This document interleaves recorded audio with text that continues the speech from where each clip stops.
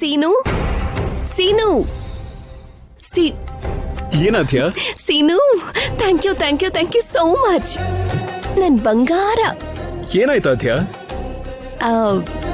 ನನ್ ಮಾತಿಗೆ ಬೆಲೆ ಕೊಟ್ಟು ನನ್ಗೋಸ್ಕರ ಲೇಡಿ ಗೆಟಪ್ ಹಾಕಿದ್ದಕ್ಕೆ. ಇದ್ರಲ್ಲಿ ನಾನ್ ಮಾಡಿದ ತ್ಯಾಗ ಏನಿದೆ? ನಾನ್ ಕೇಳಿದ ತಕ್ಷಣ ಒಪ್ಕೊಂಡಿಯಲ್ಲ. ಅದೆಲ್ಲ ನಮಗೋಸ್ಕರ ಅಲ್ವಾ? ನಾನ್ ನಿನ್ಗೇನೇ ಹೇಳಿದ್ರು ಕೂಡ ನೀನಂತೂ ಕ್ಯಾರೆಕ್ಟರ್ ಅಲ್ಲಿ ತುಂಬಾ ಇನ್ವಾಲ್ವ್ ಆಗಿದ್ದೆ. ಅಷ್ಟಕ್ಕೂ ನೀನ್ ಹುಡುಗ ಅನ್ನೋ ವಿಷಯನ ಮರ್ತೋಗಿ ಆ ಎಸ್ಐ ನಿನ್ ಜೊತೆ ವಯ್ಯಾರ ಮಾಡ್ಕೊಂಡು ನಿನ್ ಮೇಲೆ ಅಟ್ರಾಕ್ಟ್ ಆಗಿ ಗೆಸ್ಟ್ ಹೌಸ್ ಬೇರೆ ಬುಕ್ ಮಾಡ್ದ.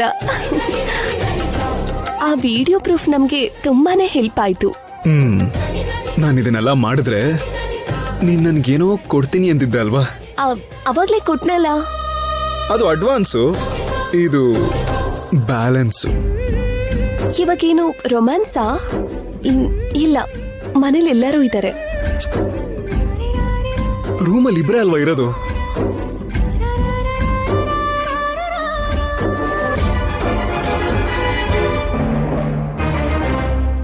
ಸೀನು,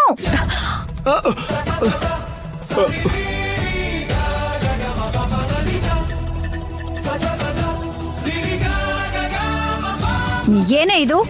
ಹೀಗ್ ಬಾಗಿಲ್ ತೆಕ್ಕೊಂಡು ನಿಮ್ಮಲ್ಲಿ ನೀವು ಮರ್ತ್ ಹೋದ್ರೆ ಹೇಗೆ? ಯಾರಾದ್ರೂ ನೋಡಿದ್ರೆ ಚೆನ್ನಾಗಿರತ್ತಾ?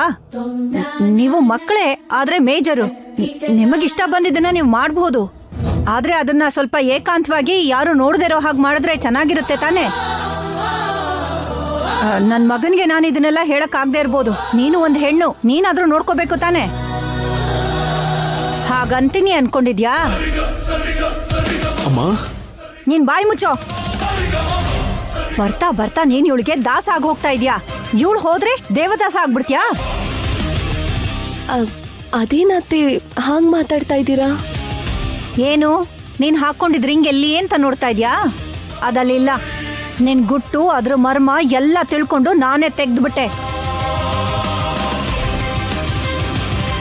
ಆ ರಿಂಗನ್ನ ನಿನ್ ಬೆರಳಿಗೆ ಹಾಕೊಂಡು ನಾನ್ ನಿನ್ ಸುತ್ತ ತಿರ್ಗೋ ಹಾಗೆ ಮಾಡ್ಕೊಂಡಿದ್ದ. ನನ್ ಮಗನ್ನು ನಿನ್ ಕಡೆ ತಿರ್ಗಿಸ್ಕೋಬೇಕು ಅಂತ ನೋಡ್ತೀಯಾ? ದೊಡ್ಡ ಮಾಟಗಾತಿ ಕಣೆ ನೀನು.